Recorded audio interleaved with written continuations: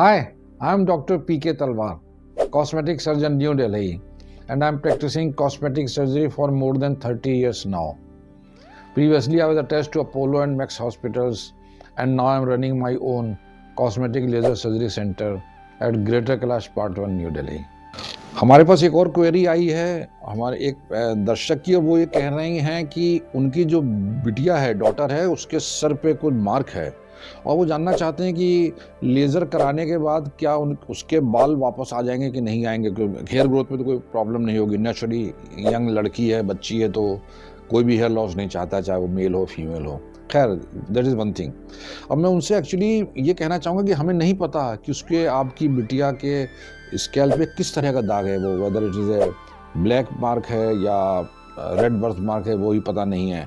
लेकिन चूंकि आपने लेज़र से रिलेटेड प्रश्न पूछा है तो इसका मतलब ये कि आपने किसी को कंसल्ट किया होगा। तो वी डू यूजुअली एक्सपेक्ट या तो वहाँ पे ब्लैक बर्थ मार्क होगा या रेड बर्थ मार्क होगा। अब देखिए, ब्लैक बर्थ मार्क को का ट्रीटमेंट जो होता है वो क्यू स्विच लेज़र के द्वारा किया जाता है, तो जिससे कि उसको ठीक करते हैं। और अगर रेड बर्थ मार्क है तो हम लोग उसको पल्स डाई लेज़र से उसको ठीक करते हैं। दोनों ही जो लेज़र हैं ये हेयर रूट्स को अफेक्ट नहीं करती हैं। देखिए, हेयर रिमूवल जो हम लोग करते हैं, मैंने शायद पहले जिक्र किया कि इंडिया में सबसे पहले हम 3-4 डॉक्टर जिन्होंने हेयर रिमूवल शुरू किया था 1999-2000 में। तो जब हम लोग हेयर रिमूव करते हैं लेज़र के द्वारा तो हेयर रूट्स को अटैक करते हैं।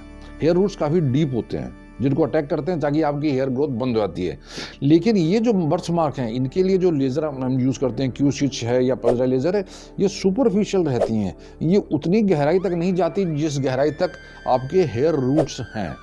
तो चूंकि वो उतनी गहराई तक नहीं जाती, इसलिए वो हेयर की ग्रोथ को अफेक्ट नहीं करती हैं। तो ये अगर आपके मन में शंका या डाउट है तो आप इसमें बिल्कुल निश्चिंत रहें।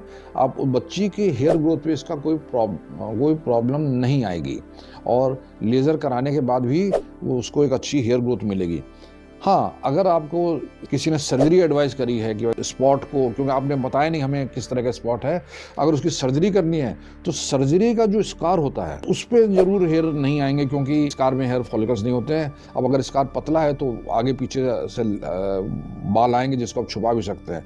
तो स्कार को अगर सर्जरी कराते हैं और उसका स्कार पड़ता है तो उसमें बाल नहीं आएंगे।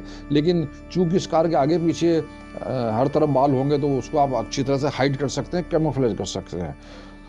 अब चूंकि मैंने कहा कि अब हमें डिटेल नहीं पता है, अगर आप अपनी बच्ची की फ़ोटो हमें व्हाट्सएप कर सके तो हम उसमें आपको और अच्छी जानकारी दे पाएंगे, बेटर आपके साथ कम्युनिकेशन हो पाएगा कि उसके केस में क्या कराना उचित है, क्या नहीं है। तो मुझे उम्मीद है कि जो प्रश्न था उसका हम समाधान करने में काफ़ी हद तक सक्षम हुए हैं। लेकिन इससे रिलेटेड आपके मन में कोई प्रश्न है, कोई शंका है जिसका समाधान चाहते हैं तो आपका स्वागत है। हमारी टीम से संपर्क करें। हमेशा की तरह मैं बड़ी खुश होगी आपके किसी प्रश्न का उत्तर देने में। और अगर ये वीडियो पसंद आया तो कृपया से लाइक और सब्सक्राइब करना। Thank you very much.